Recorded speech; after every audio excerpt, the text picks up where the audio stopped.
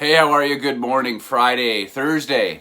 Damn, wish it was Friday. Thursday, April 13th. So I was lucky enough to go to the Jays game last night. Second game at the new Sky Dome, as I like to say. And the renos were sweet. First of all, shout out to Sambo. Unreal Secret Santa gift. Had a lot of fun. We were second row down the first baseline, closer to the end of the net that protects everyone now. Didn't know they had that. Smart idea. Why not, right? What I want to get into first is the actual renos. Really, really nice. You got that nice baseball feel now, ballpark feel. The bullpens being elevated to as high as the fence, and then if the players want to sit below, they can. They could also sit up top. The interaction with the fans is right there, like you see in so many other parks. Will people get gooned up and start chirping the players from the bullpen? In the bullpen, absolutely they are. They got the Rogers landing zone in right field there, where you can post up with a pint or some peanuts or some popcorn or some pop and chirp the team, watch the bullpen. Of course, there's security and officers of the law there, so nothing crazy is ever going to go down. The catch bar in center field, really like that. They have a bar right behind in center field where the black seats used to be with the cover on it.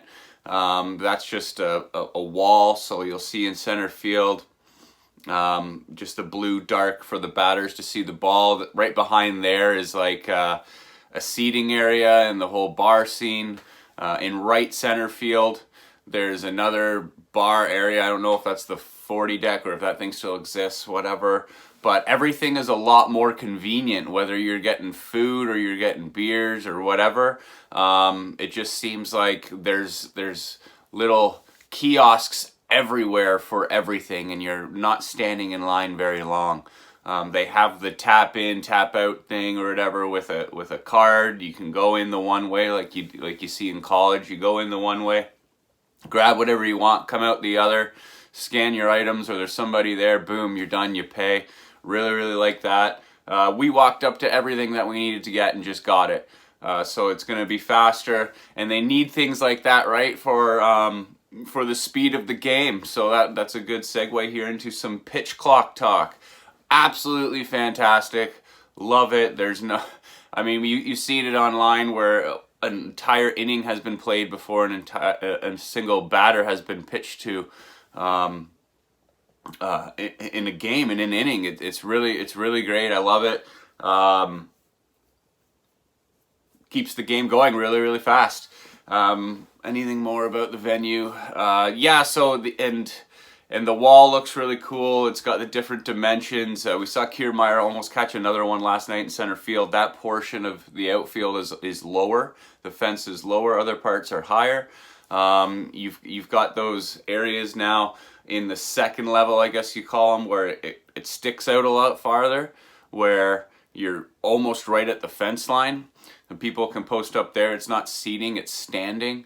Really like that. They have that in left field, right at the pole, foul pole, and same thing in right field.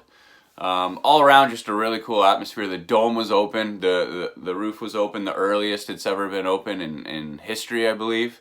So that was sweet. And yeah, just a great place to go. A lot of fun. And kudos to Shapiro and the whole franchise for, spending the money. I think it was $300 million to get this done, because the vibe is a lot different. You feel like you're at an actual ballpark. It was a lot of fun. I loved it. As for the game itself, a grinding effort by the boys. Wasn't pretty at first. I'll start off with Miggy Cabrera. I saw a Detroit Tigers fan with a Cabrera jersey sitting to the left of me, and I thought, holy crap, I forgot that he was on this team. And his first at bat up, there was a few people, led by that Detroit fan shout out. He stood up, gave him a round of applause. I was like, hell yeah, I'm doing that. Watched his entire career from being with the Marlins, starting in left field, then moving to third base, and then ending up at first base for a while. Now he's a DH. It was really cool. And then when I think he got a double. He chugged out a double late in the game and got a pinch runner put in for him, and a bunch of people stood up and clapped for him. I thought it was cool. Gossman absolutely shredding yesterday. I think he had 11 or 12 Ks. He was dialed in. He made 2 mistakes, right? He only had 2 mistakes the whole game, and they ended up being bombs. That's the way it goes sometimes, but he was fired up. The boys on the sticks didn't do too much for him. I think they had 4 runners left on base. Thrown out on the base pass way too many times. Guerrero at home in the first inning, I believe it was. I mean, I don't mind that. I don't mind trying that there in the first. But I mean, it was DOA. Then the Jays got lucky when they tied the game at 1-1 with a interference on the runner on Guerrero rounding third. But again, you know, that should not have happened. But if the runner doesn't touch him, he was going home, or at least trying to, and that's another running error. And then I believe someone got thrown out at third later in the game, and 4 runners left on base. But you grind it out.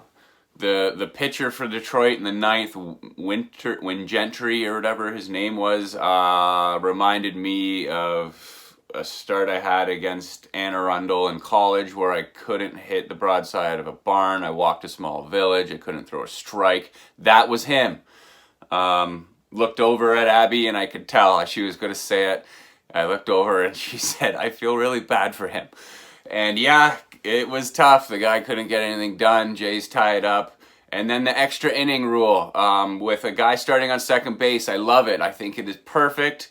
Again, it's still strategic. You see in other sports the different rules they have for overtime. So, you know, essentially, of course, extra innings, this is overtime, and you have a rule change. So, yeah, it works. It was a really fun time. I loved it. The strategy becomes different. The Jays in their half inning, Kiermaier, rough game for him at the plate, but this is what you got him for. He lays down a bunt to move the runner over to third, and then you see later on Springer with the infield in. So I mean, who the hell am I, right? But I would have moved the infield instead of moving the infield in. I would, with 1 out, I would have kept them at double play depth. Springer was struggling at the plate. Maybe you strike him out, maybe, or I guess you couldn't if you walked him, but maybe you get that double play ball, but whatever. Springer launches it up the middle with a bouncer, makes me win my bet of 2 or total bases. I hope the extra inning rule doesn't count there. But it was a great time. From the venue, from the Jays themselves, to the new rules, I'm pumped for them all. And it was a really good time. So if you get a chance to get down there, get down there. Of course, you can bring in your own munchies and stuff. That is a solid. If you want to spend $1,000 on food and drink, you can also do that too. Either way, it's a great time. It's going to be a fun season. All right, GroomersTake. Smell you later. Bye.